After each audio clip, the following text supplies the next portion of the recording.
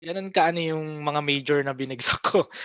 So 'yan, I shifted to IT kasi one of the key point was I really enjoy coding sa computer Hmm, engineering ko. Do'n ko lang na-feel yung parang ang talino ko dito. oo.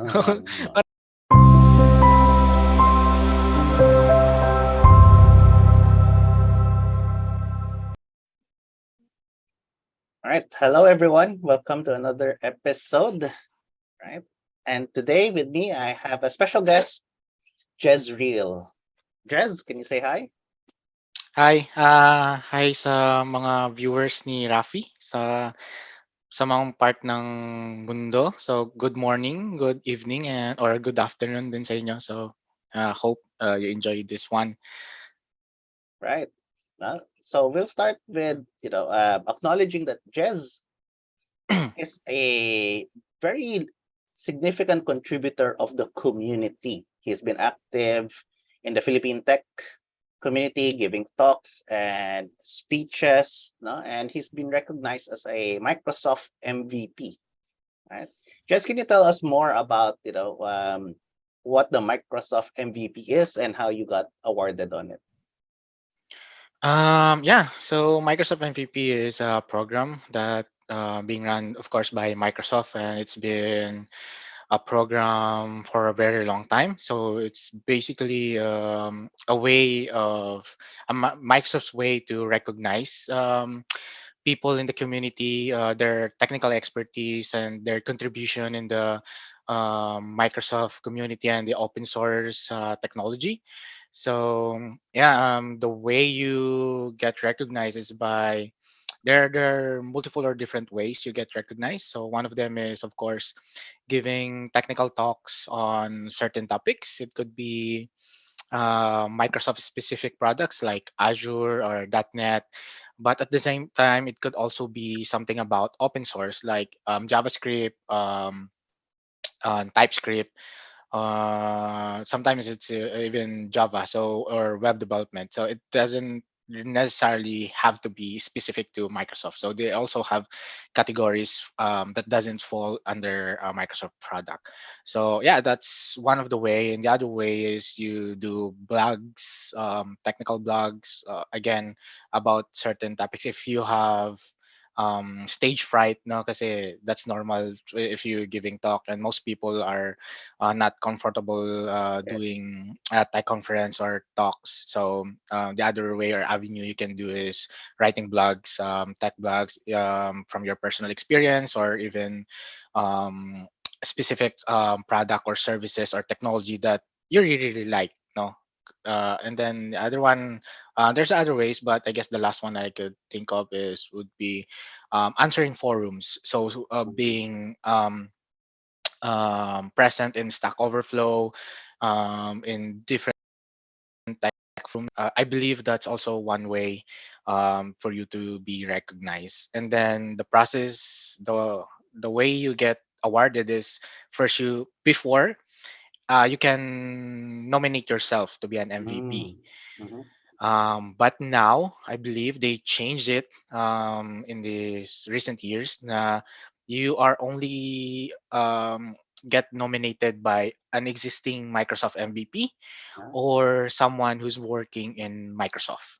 I see. So no self-nomination, ano, hindi na available yung self-nomination. So, and then you go all through the process of submitting your contributions. They review it, and then after a year, you will hear from them if how it's done. But yeah, that's basically what is the Microsoft MVP program. Of course, there's a bunch of other benefits. Um, the As well, no? I can name a few siguro, no, yung mga free licenses, mga learning materials that usually paid. You can have the like LinkedIn Premium, um, Pluralsight, and then a bunch of other things like Visual Studio license, Azure credits, mga ganun. And then yeah, a bunch of other things. Of course, networking, no, Mhm. with other MVPs or like-minded people kasi you're in the same community na Right. as MVPs. You get to share ideas. You get to know the latest technology, even if before it goes out to the become publicly available. So those are one of the advantages, I advantages. guess. Yeah. Right. It seems like the MVP, similar to the community builders of AWS, you need a lot of expertise and also the advocacy to share your knowledge. Now, what Yeah. motivated you? Was it the carrot first, or was it like out of how did you get started in towards contributing to the community? Um, at first, siguro yung MVP doesn't really come into mind, no? Mm, Especially sa mga, I guess, common, no? mm, Common. It's not a common knowledge for people on how you get one and how the process works. So it doesn't really come to mind at first. Um, ano lang talaga ako nung una. I was really inspired and curious at the same time mhm, on people's like you, Sir John, especially very very big influence sa akin ng Finog, no? Since Yun, I'm a yes. Microsoft or .NET stuck ako, and then Finog Mm, is .NET user group, and I usually before I always attend whenever I can sa Finog, and then by attending I get to meet a lot of people. I get to see a lot of experts in the field, and then and of course yung curiosity pumasok, and then um tsaka parang ano na din yung parang yun nga, curious, and at the same time parang nakakainggit din, no? mm, Kasi they really are good at speaking in front of a large crowd. And I guess the common stereotype for developers is we're not really that kind of people, no? So we right. are loners. So ayun, syempre gano'n. Tapos I got curious, and then nagkaroon ng group, yung Angular Philippines. Mm, It was led by CJ at first. It was just a Facebook group, and then I joined that group, and then eventually we decided to meet up, and then from there, I guess that's where I started. No, I mm, mm. we decided to do, oh, let's do a work Workshop, a boot camp, no, a a boot workshop, camp. no, Okay. a one day workshop about Angular basics, no, Mm, to introduce Angular to people, to developers, kasi medyo new pa siya that time. mm. And then I was the most experienced one in Ah, Angular at that time. mm, Kaya by default, ako yung unang naging speaker. So right. that's my first ano din, my first experience as a speaker. And then from there nagtuloy-tuloy lang, and then ayun nga, I've met a lot of people. And then luckily I've met in person na, no, si Sir John, yung nakakausap mo na, hindi na yung nakaupo ka as Mm, audience tapos nagbibigay sila ng talk. Nagkaroon ako ng opportunity na yun, makasalamuha talaga sila. Um, and then people from DevCon, of course, then and then yun, tuloy-tuloy lang. And then later on, as of course, syempre nakikita ka na sa community, you're being really, really active. yes. Um, and then we have, of course, at that time, we have a couple of Microsoft MVPs din sa Pilipinas. Mm, Sila Michael John Peña, sila Brian, Sir John, of course, that time. Um, Tapos sila Devlin, no? Si Devlin became a friend of mine then sa community na. Doon na kami nag-meet. And then we became very close friends. And then, ayun, biglang sinabi sa akin ni Devlin na, hey, do you want to be Microsoft MVP, no? Sabi ko, I guess yes, no? So from why there, not, 'di ba? ayun, parang, oh, parang I'm already doing this, and then yun nga, parang why not? Yeah. Yun, hindi masamang mangarap eh. Yes. Tas yun, ni-nominate niya ako. Although it took me a couple of tries, no? Hindi siya one time. Mm, There were some failures I had, no, na nangyari. So I was nominated before I got the MVP this year. I was nominated 3 times. So I mm, failed twice I before I see. got twice. So but yun nga, I think at that time, no, yung medyo naging mix na siya. It's not about me improving my tech skills, Mhm, and then being comfortable in front of a large audience, improving my soft skills such as communication. It's not about that anymore. Kasi una yun yung target eh. yes. And then yung pumasok yung MVP, parang na nahaluan ka ng ng parang greed or something na ambition, no? So Mm. at some point it became na I'm doing this for MVP na lang. Oy, okay. Yeah, so I think that's bad then. Mm. So hinahabol ko na lang siya ng hinahabol tapos after nung mga couple failures, sabi ko, not for me ata Mm. talaga. And then I stopped actually for a couple of months. And then tsakto nagka-pandemic din. So halos walang ginagawa. And then halos wala din nagto-talk sa Angular that time. So Mm. I decided na I'll try to go back. Yeah. And this time it's more on the original plan, to give back to the community, to keep learning, and then yun, to keep improving, no? More on Right. personal. Mm. And then ayun, nominated again and then luckily I was awarded na. Right, right. And so that's how yung MVP journey na nangyari. Singit lang natin 'to 'no, kasi as you mentioned, Angular has been popular already, but there might be some audience who are not familiar with Angular. Could you give a quick spiel what is Angular 'no? Kahit na mga 2-3 minutes lang or elevator pitch Yeah, lang. sure. So Angular is a JavaScript framework that allows you to build a single page web application. So what single page web application is, it's not the typical web application na ginagawa natin or before na whenever you transition to a different page or feature, there's a like reload that's happening. So single page application does that seamlessly when you transition to a page. And what Angular offers is it offers a lot of things out of the box. You have HTTP services out of the box. You have routing built in. You have a lot of utilities that you can use in your development. The idea is you should not be worried about the external things Mm. kasi they are already baked in. And siguro share ko lang na yung personal reason why I choose Angular over other frameworks. It's because of those things kasi I've experienced before yung classic na nagde-develop ka ng JavaScript jQuery. It becomes chaotic as the application becomes larger. You don't know how to organize things anymore. You don't know how to structure things, and then you get um conflicts all of the time with the existing code. So yun pa yung reusability. And then Angular came in and then I saw, oh, lahat ng kailangan ko sa development ko nandito na. And Mm. if I even need something else, sobrang konti na lang niya. So that's why I fell in love with it. But of course, sa career natin, no, we don't usually get to choose the technology. The project chooses the right technology naman. So Right. I guess yun. Just try it out. If it doesn't work for you, that's fine. Try other other frameworks. So yeah. Right. Going back, as you mentioned, you started young as an attendee of uh, tech events, and now you're a speaker. How did you actually start in the tech? Why did you choose this field? Right. Yeah, I didn't choose the field choose me. Hindi, Wow. ano, ang original course ko talaga is computer engineering. Mm.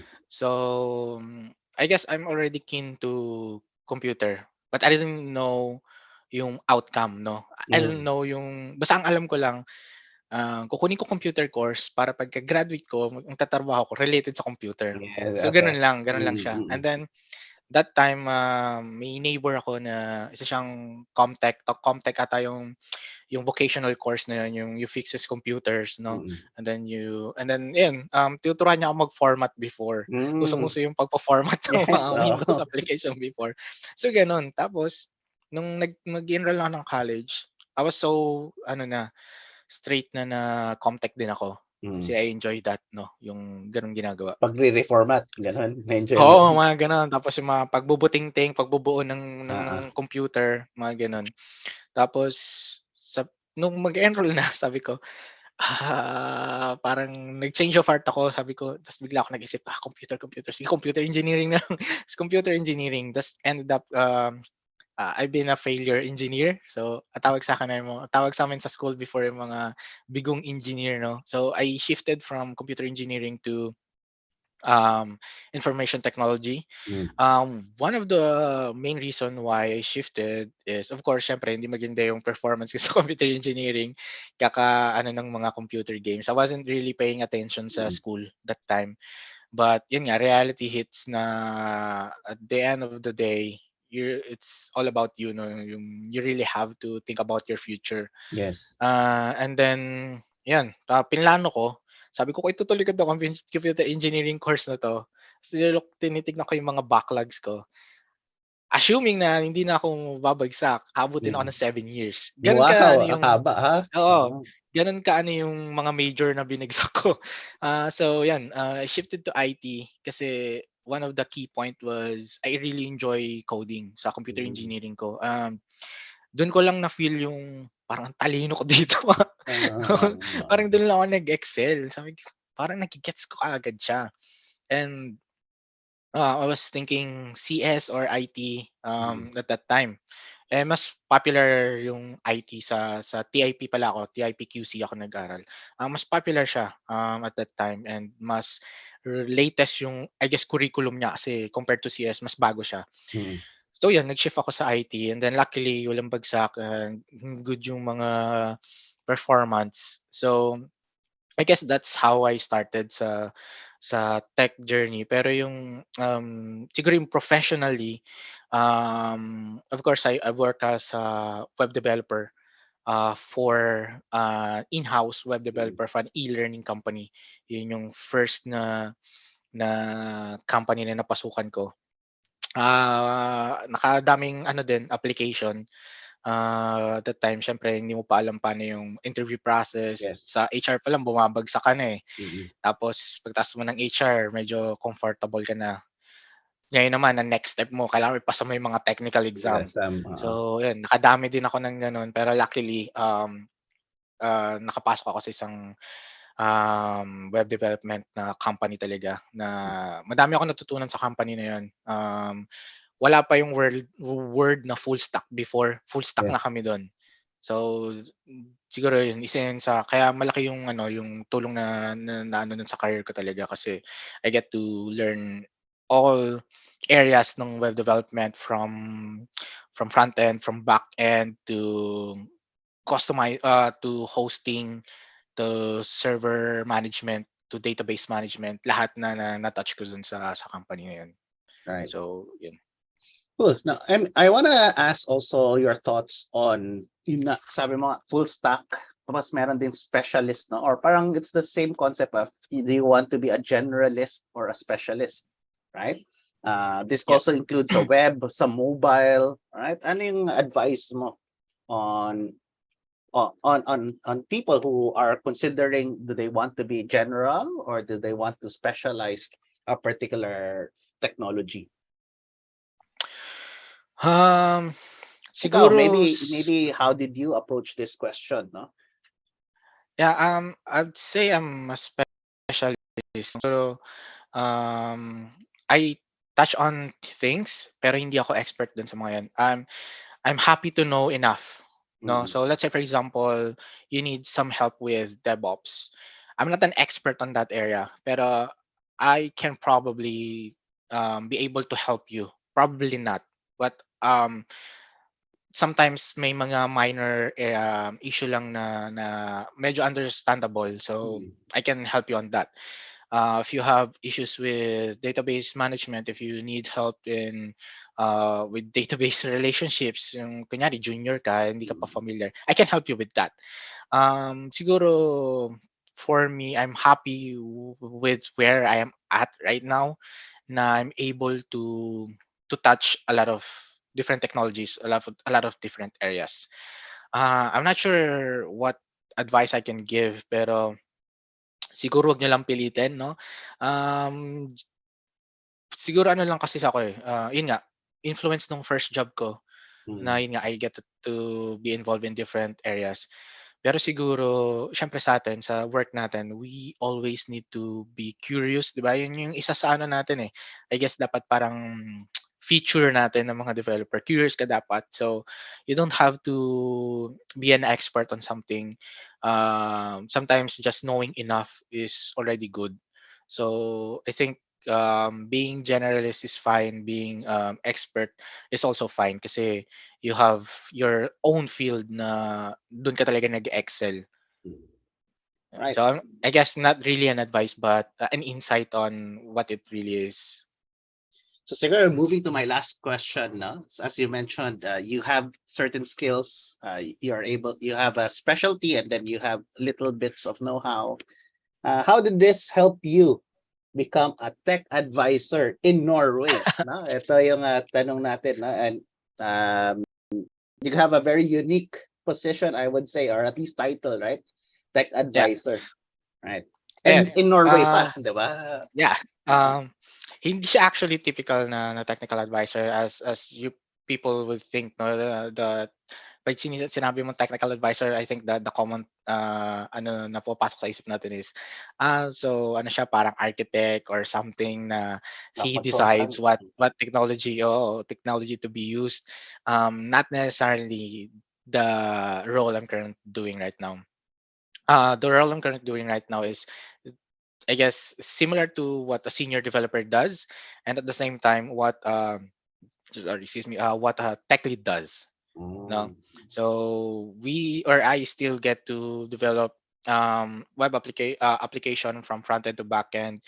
Also help out with DevOps stops with deployment ng mga application, and at the same time, also manage people.